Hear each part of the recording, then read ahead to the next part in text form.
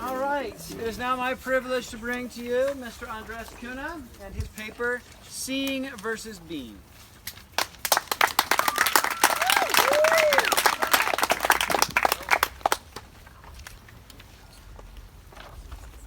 Truth is the way things are, the attribute given to theoretical bodies that have passed from the realm of potentiality to that of actuality.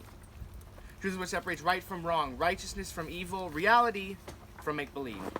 And truth, though theoretical, is divided from falsehood by a harsh and clearly defined line. However, how a human being perceives or interprets truth varies, as each human being is equipped with a special lens that changes how each person sees the truth by either making it sharper or blurrier. In some situations, the truth might seem well-defined, while in other situations, it might not be as easily distinguished. For instance, the evil found in murder versus that in abortion. Though this lens varies in nature from person to person, it does have a common name: philosophy. Because one's philosophy affects how a person sees right and wrong, it can have serious repercussions in his life. Accepting a job opportunity can come down to what is right and wrong, and that is affected by his philosophy. How a leader manages his subordinates can come down to what is right and wrong, and that is affected by his philosophy. Even how someone interacts with members of a different race or sex can be affected by what he sees to be right and wrong, so even that comes down to his philosophy. Yet oftentimes, one's philosophy is only constructed and maintained by chance. With the ability to subconsciously shape one's decisions, it must be determined how and when a given philosophy must be cultivated, what happens when it is challenged, and lastly, how one ought to approach reshaping it. Though a given philosophy can be instilled at any age, the older and more ingrained a philosophy is in a person's mind, the harder it is to replace or adapt. Instead, it is easier to instill at a young age, as children are born knowing, quite frankly, absolutely nothing. For this reason, the education of children is an important stage in the cultivation of philosophy, as the first teaching that a child acquires will be hard to change if it is left uncontested for long enough. In Plato's Republic, Socrates' conversation with Adeimantus and Glaucon showed that Socrates understood the importance of teaching children while they are young. He began this discourse with the idea of what children should be taught in school, which he divided into, quote, gymnastics for the body and music for the soul, end quote.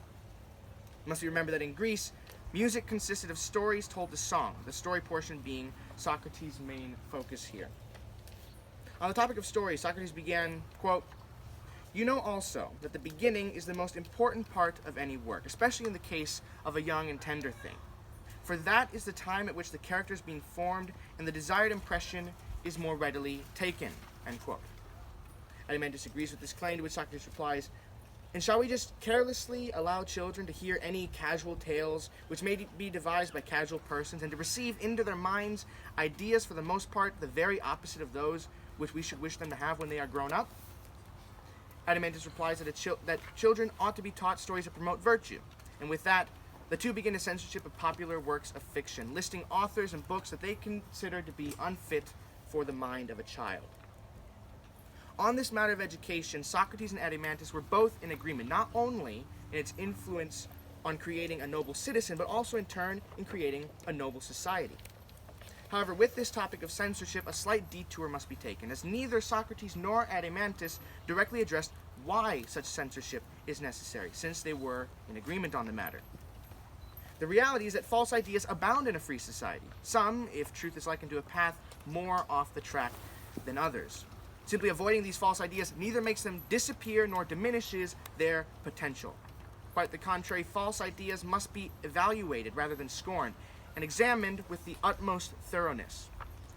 However, a mistake would be made comparing the ability in an adult to that found in a child in the scrutiny of ideas. Although they will inevitably be confronted with evil and falsehoods later in their lives, children are not yet able to make the distinction between what is good and what is not, when their ideas are not yet fully cultivated. If one were to compare a child's mind to a plot of cement, it takes time for that plot to set, and though the plot may be solidified on the surface, the moment someone puts weight on that patch of cement, their foot sinks into the soft cement below. Likewise, it is not until a child's ideas are solidified, ingrained not only in thought, but also in action, that he can test the strength of his philosophy with false ideas. Until that point, as Socrates and Adeimantus both agreed, a censorship of ideas must be implemented, so that the right ideas may set in children's minds, ideally undisturbed and without blemish. With the discussion of true and false ideas arises the question of what idea or philosophy is right, a question best addressed by considering what makes up a person's philosophy, or more specifically, what its different components are. A philosophy is a way that someone sees the world, so a philosophy must determine how someone sees each aspect of the world.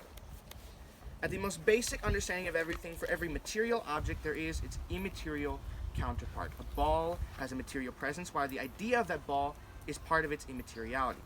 Rhetoric, though intangible, is material in the sense that each conclusion is built upon other conclusions, but like Euclid's postulates, at the root of all the arguments is an immaterial precept based on faith in that precept. A proper philosophy must take into account both of these, the material and the immaterial, to fit everything in the world in one general group. The material consists of what can be seen, and in some instances what cannot be seen, such as in the instance of logic. Material objects, tangible or intangible, are built by what can be compared to building blocks. Atoms consist of their subparts, and a logical syllogism consists of its subparts. Even societies can be considered material, as they are made up of individual people. To have an encompassing worldview, one must understand the nature of the material realm. Investigative questions about this material realm may include whether the material is breaking down or progressing. Do materials tend to fit together or drift apart? What are the origins of this material? To understand the material, one ought to consider each member individually, not all materiality as a whole. The immaterial is harder to contemplate, and it is neither something that can be perceived with the senses, nor something that is bound by a specific definition. Aristotle, for instance, called this immaterial part substance, to which he devoted Book 7 of his Metaphysics. He wrote, quote, "There are several senses in which a thing may be said to be. For in one sense, the being meant is what a thing is, or a this. And in another sense, it means a quality or a quantity, or one of the other things that are predicted as these are." End quote. However, simply existing does not encompass the entirety of what is immaterial, as in C.S. Lewis's discussion of the Tao and the abolition of man, which he described as, quote, "the reality beyond all predicates, the abyss that was before the Creator himself, the way in which the universe goes on, the way in which things everlastingly emerge, stilly and tranquilly, into space and time." End quote. The Tao, Lewis wrote, is the way man ought to follow on a moral ground, quote, "conforming all activities to that great exemplar." End quote. However, the easiest way to demonstrate the immaterial is by seeing how it and the material come together. The body is formed of organs, and those organs of cells, and those cells of atoms. But what differentiates a human being from a corpse is life. Life is undeniably real. It is, for the most part, definable. But life is not made of individual parts, nor can it be isolated from the body. It simply acts of its own accord. There are some who would attempt to discredit the immaterial because it is hard to define. Many, like Sigmund Freud in his Ego and the Id, would instead prefer to define the world with the material, with everything being explainable through modern science or other similarly material means. Emotions have been scientifically described as a combination of hormones and internal responses that become what are more commonly known as feelings. But why humans feel emotion cannot be fully explained by science. Instead, there dwells a greater fear in what man cannot know because of his limits than in what he can know by bringing the concept down to his level. Instead of being created by an all-powerful God, man believes he originated from a chance particle colliding with other particles to produce life. On the opposite spectrum, some would overstate the involvement of the immaterial, that everything is made up of energy or an aura that connects everything to everybody else. This energy, in a sense, becomes a deity, just as matter or science becomes the materialist deity. Thus, a philosophy must understand not only that there is material and immaterial, but also the degree in which each is present, a kind of ratio of material to immaterial. From this understanding of the two, the rest of a person's belief system precipitates and is formed, building the rest of what he considers to be true, from the nature of man to whether he believes there is a God. So far, it has been from the perspective of the ideal viewpoint that the topic of philosophy has been approached. However, if there's one thing that history has shown, it is that many ideas have been and can be proven false. In fact, it is safe to say that while some ideas are patently false, most ideas are poorly formed and only become true over time, that is spent contemplating those ideas and testing them against others.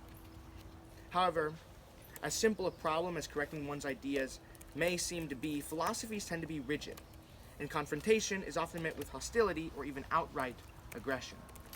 Correction is often taken as a personal attack, and as such, a conversation in which ideas are tested and honed cannot take place, leaving both sides of the discussion just as ignorant as before.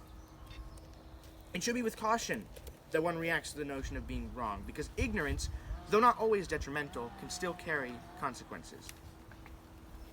Miguel de Cervantes' book, The Ingenious Gentleman Don Quixote de la Mancha, tells the story of two men, the infamous Don Quixote and his loyal, if simple, squire, Sancho Panza.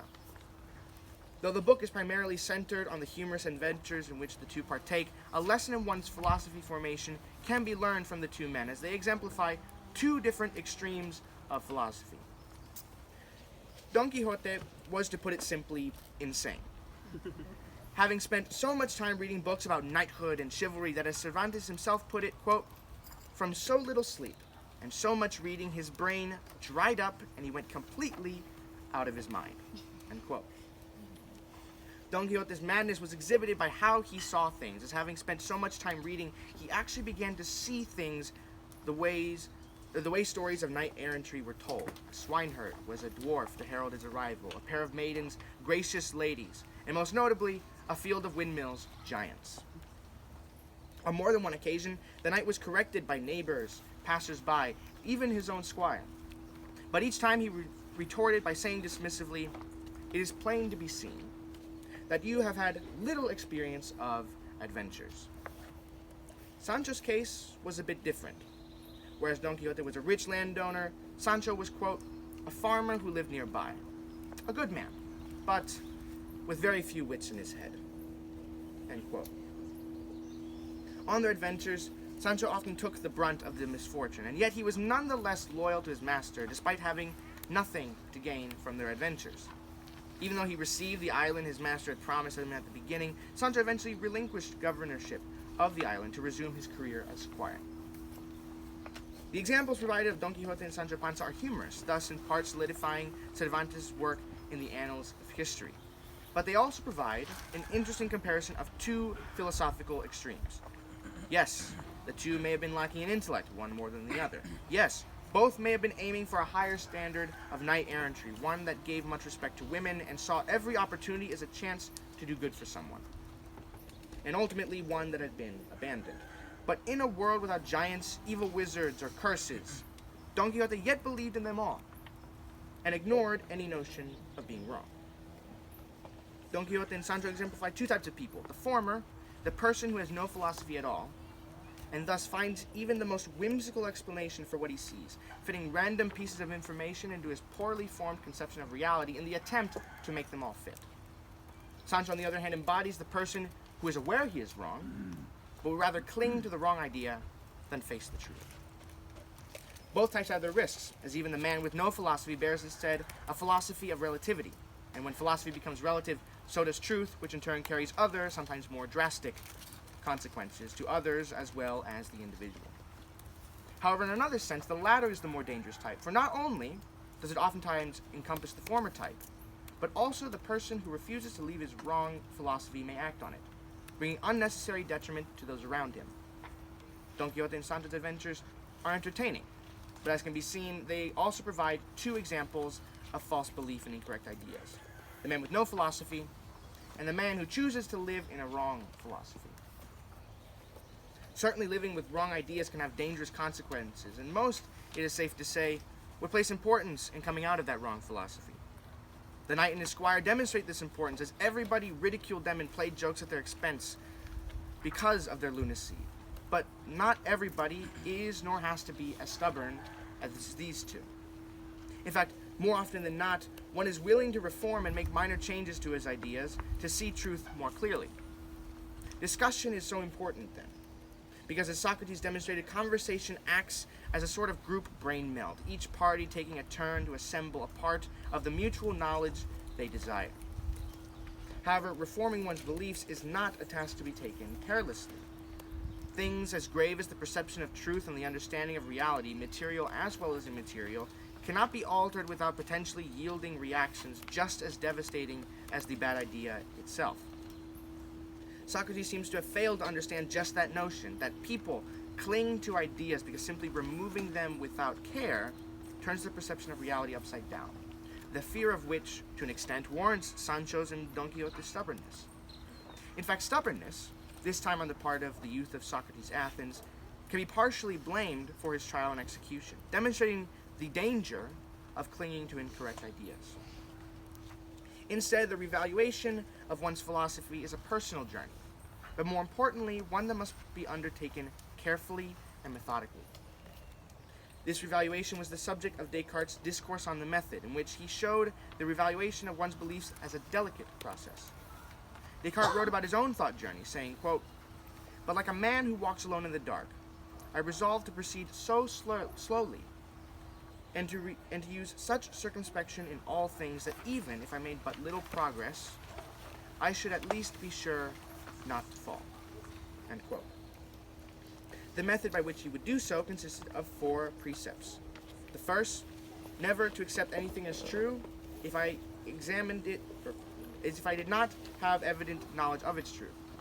Second, to divide each of the difficulties I examined into as many parts as possible and as may be required in order to resolve them better. Third, to direct my thoughts in an orderly manner by beginning with the simplest and most easily known objects in order to ascend little by little to knowledge of the most complex. And fourth, throughout, to make enumeration so complete and reviews so comprehensive that I could be sure of leaving nothing out. End quote. Since new ideas are constantly being introduced into the human mind throughout one's life, the process of reconstructing one's belief system is continuous and never quite complete. Realistically, the process is not as cut and dry as Descartes put it. Rather, this process is one that is repeated over and over, slowly making its way up the structure of belief only to be sent down again to reconsider everything once more when a new belief is added on top. Overall, Descartes' method was simple yet thorough. Simple enough that it could be replicated for each individual idea, whatever the complexity of that individual belief, and thorough such as it would not leave anything out, which in the event of an overlooked belief or notion is wrong, could become a threat. One's philosophy is a concept often overlooked because of how commonplace it is, but in many ways it is the most acted upon part of a person. It is a lens that helps distinguish truth from falsehood and can clarify, when fashioned well, even the most uncertain of ideological areas. At its most basic, a person's philosophy takes into account the material and the immaterial, and each philosophy has a different perception of how both coexist in the world. From the perception of the two, all other beliefs are based. One's philosophy is most vulnerable during childhood, which not only emphasizes the importance of instilling ideas early, but also of keeping false ideas away until this young philosophy is matured. All that aside, however, a new thought must be introduced, one that in a sense nullifies the previous others. Yes, ideas can often be wrong in some way or another, and yes, those with wrong ideas are often unaware of or refuse to accept the notion that they are, as is demonstrated in Don Quixote, but can one ever truly find the right ideas and thus the right philosophy? Can truth in turn ever be assuredly found, or is man's search for it in effect fruitless? To the first question, can man find the perfect philosophy? No. Because human beings are fallible, they will never be able to assuredly find the perfect philosophy and thus absolute truth. The popular notion that there are multiple truths is wrong, as truth by definition has one standard. And the attempt to define such different truths, or such different individual truths, is only exemplary of man's inability to find absolute truth with certainty. But to answer the second question, is man's search for truth thus fruitless? That is not the case either. Such speculation need not lead one to despair, but rather lead them to search nonetheless with an open mind, with a humility found in uncertainty. There ought to be an understanding in the truth seeker that he will never find truth for certain. And consequently, a respect for opposing views should take hold.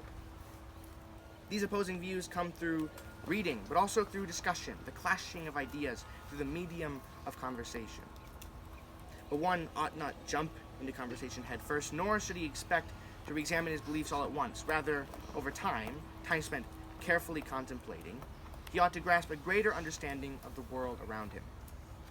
On the converse as well, why not see his view as understanding of his view as superior when in such discussion, as such an illusion of superiority demonstrates at its root a lack of integrity in the structure of ideas, a misplaced confidence that the tower will never crumble.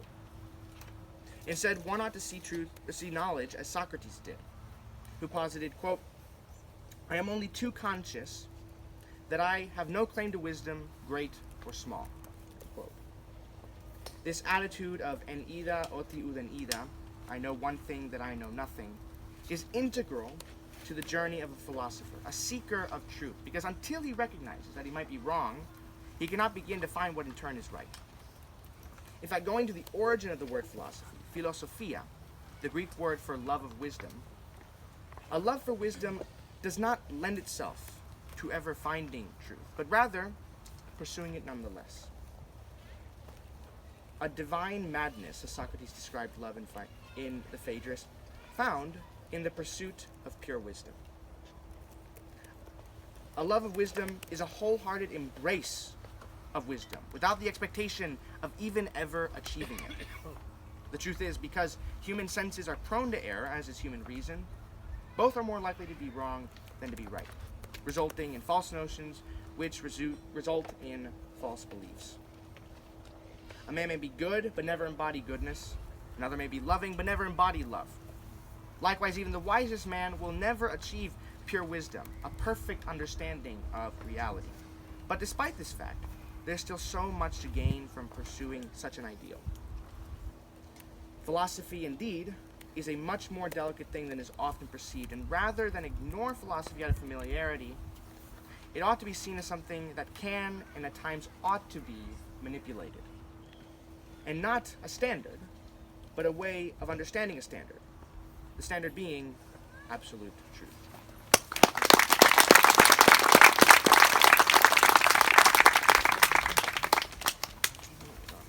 Thank you very much, Mr. Acuna. I would like you to begin by explaining your title and expounding on its connection to your paper.